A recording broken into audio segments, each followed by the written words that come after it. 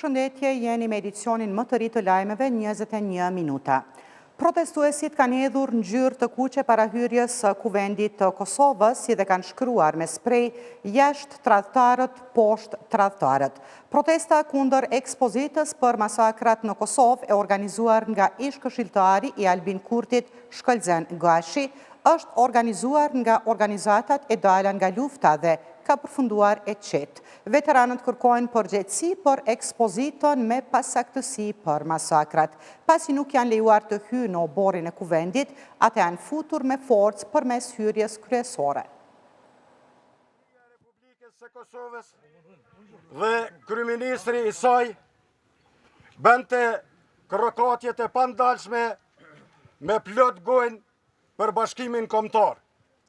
Mbante në gjaket simbolin dhe flamurin kombëtar, kurse në anën tjetër kishte për këshilltar një person i cili vazhdimisht fynte dhe bënte përpjekje të degradoj luftën e pastër dhe drejt ushtrisë shqiptare të Kosovës, dhe ky person është me emrin Shkëlzen Gashi. Degradimi ka që i rëndë dhe i pas ka i shumë i kësaj qeverie është sepse brenda kësaj qeverie ka ministra të cilët janë anti-UÇK. Ministri i ekonomisë dhe financave Ekoran Murati, i cili publikisht pa deklaruar se më mirë dhe më lirë do të na kushtonte liria këtij vendit, po t'i kishim paguar mercenar, që është fyrje e rënë për veteranët invalid, familjet e dëshmorëve dhe për luftën e shajt dhe drejt ushtrisë shqiptare të Kosovës. Degradimi i matutjeshëm i këtij institucioni është sepse për minister ka Dimal Bashën, i cili patueshëm bën edhe punime shkencore për të dëmtuar, për të shkelur mbi gjakun e dëshmorëve dhe për t'i dhënë konotacion tjetër luftës tonë drejt dhe të pastër. Autorët e këtij shtrëmbrimi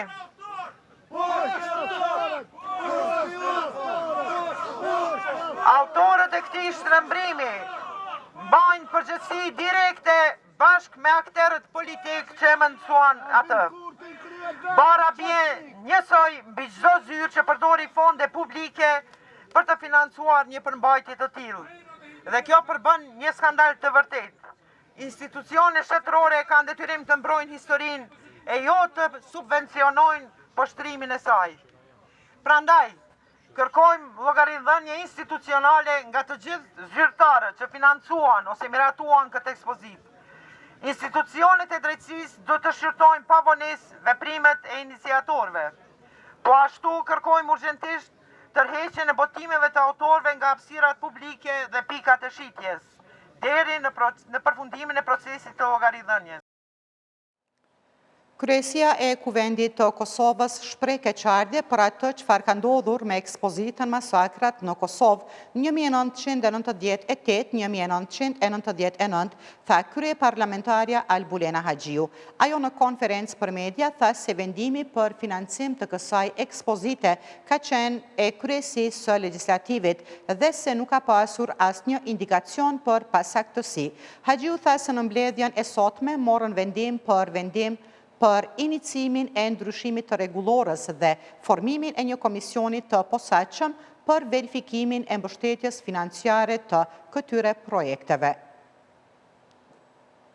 Kryesisë së Kuvendit të shprehim keqardhjen tonë për atë çfarë ka ndodhur. Na vjen shumë keq për të gjitha familjet, palët që janë prekur më së shumti dhe sidomos për qytetarët e Republikës Kosovës. Pas këtij rasti, si kryesia e Kuvendit, do të ndërmarrim hapa për ndryshimin e rregullorës ekzistuese, me qëllim që të formojmë komisione të posaçme profesionale që vlerësojnë kërkesat e tilla, sepse Kuvendi i Republikës së Kosovës nuk e ka organizuar ekspozitën. Ata që sot linçojnë, ata që sot më akuzojnë, nuk ishin të pranishëm në këtë ekspozitë realizuar në Kuvendin e Republikës së Kosovës. Madje ka Kryetarja e Kuvendit të Kosovës nga PDK-ja Vlora Qitaku ka deklaruar se kërkim falja nuk mjafton për rastin e ekspozitës Masakrat në Kosovë 1998-1999, duke kërkuar hetim të veçantë për mënyrën se si është proceduar kërkesa. Ajo tha se në kërkesën që ju është ardhur në kryesi nuk ka pasur emrin e Shkëlzen Gashit. Sipas saj, pasaktësitë e evidentuara prekin drejt për drejt familjarët e viktimave edhe dëmtojnë të vërtetën historike. Mirë po në rastet e tilla, kërkim falja nuk mjafton. Unë vetëm mund ta marr me mend se si janë ndjerë familjarët e viktimave të masakrës famkeqe të Libravës. Nëna ime ka një familjar të humbur atë. Shumë prej të mbijetuarve i kam miq, i kam bashkëpunëtor. Ka pas edhe pasaktësi të tjera, mirë po kjo posaçërisht ndikon në narracionin dhe në të vërtetën historike. Shumë mirë që prokuroria ka nisur hetim, mirë po këtu nuk duhet të përfundoj hetime. Dhe gjatë, kjo është kërkesa që kemi pranuar ne. Lutem, merne, lexone. Kërkesa ka ardhur nga organizata Integra. Dhe kjo kërkesë është drejtuar kryetarës së Kuvendit, e cila pastaj e ka ndarë me ne, ku kërkohet që të mbullohet një pjesë e shpenzimeve për ekspozitën që u mbajt në Prishtinë. Ekspozita skandaloze Masakrat në Kosovë 1998-1999, e cila u hap më 24 mars në sheshin e Prishtinës, tashmë është mbyllur pasi u evidentuan pasaktësi në përmbajtjen e disa prej masakrave të ndodhura në Kosovë gjatë luftës. Pikërisht për këtë ekspozit u pyet kryeministri Albin Kurti gjatë një konference për media. Në ekspozitë e saktë, drejtë dhe plot e vërtet për krimet e Serbisë në Kosovë duhet të kthehet sa më shpejt. Një datë optimale do të ishte qershori për vjetori i 27 kur shënohet çlirimi i Kosovës, tha kryeministri Kurti.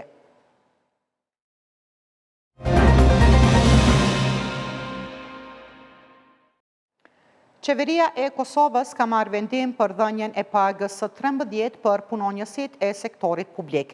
Ekzekutivi në mbledhjen e sotme dha dritën e gjelbër, siç tha një zotim elektoral në zgjedhjet e fundit. Kryeministri Albin Kurti tha se vendimi është marrë duke ruajtur qëndrueshmërinë fiskale dhe menaxhimin e përgjegjshëm të buxhetit të shtetit.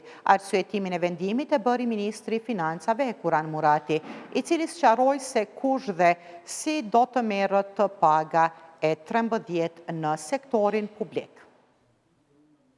Ky vendim është një shprehje konkrete e mirënjohjes për kontributin e tyre në funksionimin e institucioneve dhe ofrimin e shërbimeve për qytetarët. Siç kemi premtuar, po realizojmë këtë zotim duke dëshmuar se përgjegjësia ndaj punëtorëve përkthehet në veprime konkrete. Pagesa e 13 synon të mbështesë mirëqenien e familjeve të tyre dhe të lehtësojë barrën financiare. Njëkohësisht ky hap kontribon në rritjen e motivimit dhe dinjitetit në shërbimin publik. Vendimi është marrë duke ruajtur qëndrueshmërinë fiskale dhe menaxhimin e përgjegjshëm të buxhetit të shtetit. Kanë qenë disa raste pra kur është shikuar se si të zbatohet në mënyrën më të mirë të mundshme, është rasti gjithë atyre personave që tashmë kanë 12 muaj të plot, pra në sektorin publik, dhe marrin pagën e 13 të plot, e cila është e barabartë, pra kur llogaritet, është e barabartë me vlerën e koeficientit shumëzuar me njësinë e koeficientëve që ka pozita përkatëse për personin, i cili është në listën e pagave në muajin mars, pra në këtë muaj. Mirë po, kemi hasur edhe në rastet pra kur ka të zëm situata që nuk i kanë përmbushur të gjithë 12 muajt, për qenë sa më fair dhe sa më korrekt, jemi dakorduar me thesarin dhe kemi siguruar edhe fondet e mjaftueshme që për këta persona pra që nuk i kanë të përmbushur 12 muaj të plot, të jipet pjesa e pjesshme. Pra për aq muaj sa kanë qenë të angazhuar këta muaj të fundit, në 12 muaj të fundit, proporcionalisht u takon edhe një pjesë e pagës së 13 ngjashëm veprohet edhe me ata që punojnë me orar të shkurtuar, pra jo të plot. Sepse ka dhe raste kur punojnë me norma jo të plota, edhe në këtë raste pra do të merret mesatarja e peshuar e marrë në 12 muajt e fundit, e cila pjestohet me 12 dhe pastaj rezulton me pjesën apo pagën e 13 të pjesshme. Njëkohësisht jemi përkujdesur që për gratë lehona të cilat janë në pushim të lehonis apo kanë qenë në pushim të lehonis për gjatë kësaj periudhe 12 mujore, muajt e kaluar në pushimin e lehonis, pra të njihen sikurse muajt që të kenë punuar me orar të plot. Kryetari Sindikatës së Pavarur të Sektorit Privat të Kosovës, Jusuf Azemi, e ka cilësuar diskriminues vendimin e qeverisë për ndarjen e pagës së 13 për punëtorët e sektorit publik. Ai ka thënë se vendimi duhet të korrigjohet pasi sipas tij në të duhet të përfshihen edhe punëtorët e sektorit privat. Ai theksoi se punëtorët do të duhet të ishin prioritet nga qeveria, mirë po sipas tij janë trajtuar në mënyrë të kundërt. Azemi e cilëson diskriminim mos përfshirjen e punëtorëve dhe thotë se ky nuk është diskriminimi parë që po i bëhet punëtorëve. Azemi bëri të ditur se punëtorë të shumt janë ankuar për mos përfshirjen në pagën e 13, duke përmendur punëtorët e sigurimit fizik dhe të mirëmbajtjes në qendrën klinike universitare të Kosovës dhe të Universitetit të Prishtinës. Kryeministri Albin Kurti ka deklaruar se pas takimit 2 orësh në Paris me presidentin francez Emmanuel Macron, i cili sipas tij mbështet integrimin evropian të Kosovës, do të nisë konsultimet me partitë opozitare për çështjen e zgjedhjes së presidentit. Ai ka bërë të ditur se synon të sigurojë së paku 80 deputet, por theksoi se numri ideal do të ishte rreth 85 për të garantuar procesin e zgjedhjes së presidentit. Kurti shtoi se do të dërgojë ftesa për takime me krerët e partive opozitare, ndërsa ofertat dhe kërkesat konkrete do të bëhen të ditura pas zhvillimit të këtyre takimeve. Kryetarja e Kuvendit Albulen Haxhiu tha se çështja e presidentit zgjidhet vetëm me vullnet. Ajo theksoi se rruga për të arritur te zgjidhja agjendët sapo të ketë vullnet. Ajo ripërsëriti që seancën e 5 marsit nuk e ka përmbyllur, por vetëm e ka ndërprerë dhe shtoi se pret që takimet të vazhdojnë. Qeveria e Kosovës ka miratuar projektligjin për byron për verifikimin dhe konfiskimin e pasurisë pa justifikueshme. Ministrja e Drejtësisë Donika Gërvalla tha se ky projektligj po paraqitet për votim edhe sot për shkak të aktgjykimit të gjykatës kushtetuese të datës 9 janar 2026. Për byron shtetërore për verifikimin dhe konfiskimin e pasurisë pa justifikueshme përfaqëson hap vendimtar në forcimin e sundimit ligjit dhe luftimin e korrupsionit në Republikën e Kosovës. Ai krijon mekanizëm efektiv për të hetuar dhe konfiskuar pasurinë që nuk mund të arsyetohet me burime të lehtëshme, duke synuar drejt për drejt ata që janë pasuruar në kurrez të qytetarëve. Ky ligj nuk është vetëm instrument ndëshkues, por edhe mjet për rikthimin e besimit të publikut në drejtësi dhe në institucionet shtetërore. Përmes tij dërgoj mesazhin e qartë që askush nuk është mbi ligjin dhe se përgjegjësia do të jetë e paevitueshme. Në këtë drejtim, zbatimi i plotë dhe i paanshëm i tij mbetet prioritet i qeverisë për të garantuar drejtësi dhe barazi për të gjithë. Realisht, këtë projekt ligj për herë të parë e kishim miratuar në qeveri më në 29 dhjetor 2021 këtij procesi i kishte paraprir miratimi i koncept dokumentit në këtë fushë më 13 prill 2021. Por ky moment shënon edhe fillimin e një rrugtimi maratonik pothuajse 5 vjeçar drejt jetësimit të kësaj nisme reformuese, e cila bazuar në analizat dhe volumtimet paraprake derivon nga nevoja e shtimit të instrumenteve dhe kompletimit të infrastrukturës ligjore në fushën kundër korrupsionit dhe krimit të organizuar. Projektligji tashmë bazohet edhe në 3 opinionet Komisionit Venedikut dhe 2 aktgjykime të gjykatës kushtetuese. Këto rekomandime janë reflektuar në tekstin e projektligjit, i cili është punuar në bashkëpunim të ngushtë me ekspert fushës, vendor dhe ndërkombëtar, përfaqësues institucional dhe partner ndërkombëtar. Qeveria e Kosovës ka marrë vendim për t'i kërkuar kuvendit të dërgimin e forcës së sigurisë së Kosovës si pjesë e forcës ndërkombëtare stabilizuese në Gaz.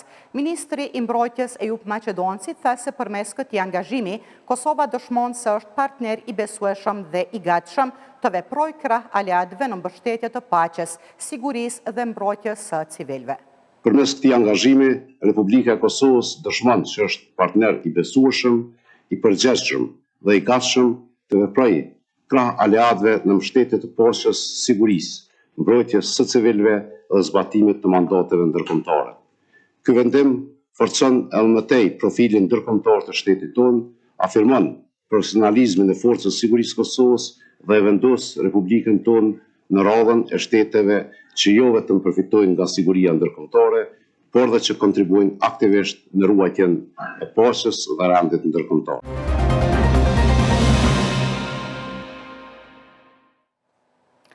Kryeministri Albin Kurti quajti të pamenduara mirë propozimet për heqje apo ulje të TVSH-s dhe akcizës për naftën, ndërsa u pyet për çmimet e larta në një konferencë për media pas mbledhjes së qeverisë. Ai tha se Ministrja e Industrisë, Tregtisë dhe Ndërmarrësisë Mimoza Kusari i ka vazhduar ato masa të ish-ministrës Rozeta Hajdari. Bindja ime e fuqishme është që këto propozime për heqje të TVSH-s e të akcizës nuk janë mirë të menduara dhe nuk bazohen në përvoja të suksesshme apo në dije ekonomike, shtoi ai. Kurti tha se është shumë e rëndësishme që të kemi kujdes të mos i shërbejmë super profitit të ndokujt në vend se t'u azbusim barën qytetarve. Ai tha se edhe SBA-ja po e vuan koston e luftës në lindjen e mesme, ndërsa tha se Kosova po të kishte një por detar, kostoja do të ishte më e përballueshme. Lidhja Demokratike e Kosovës ka iniciuar mbajtjen e një seance për çmimin e naftës në Kosovë.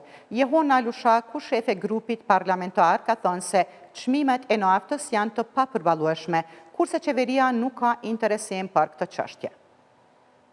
Grup parlamentar i LDK-s informova kryesin që kemi ndërmarrë një iniciativë për organizimin e një mbledhje të jashtëzakonshme, seance të jashtëzakonshme për rritjen e çmimit të naftës, çmimi i cili ka ndikuar rritjen e të gjitha çmimeve të tjera dhe si rezultat i kësaj jemi duke u përballur me një krizë financiare. Secili qytetar, secila familje është duke pasur vështirësi për shkak edhe të inflacionit të madh, edhe për shkak të çmimit të naftës. Prandaj me këtë rast jemi në proces të mbledhjes nënshkrimeve dhe dorëzimit të kësaj iniciative. Me shans do të propozojmë edhe një rezolutë e cila obligon qeverinë që të ndërmarrë masa të menjëhershme. Për këto dhe informacionet të më të reja klikoni në rtv21.tv. Mirëmbëjtje.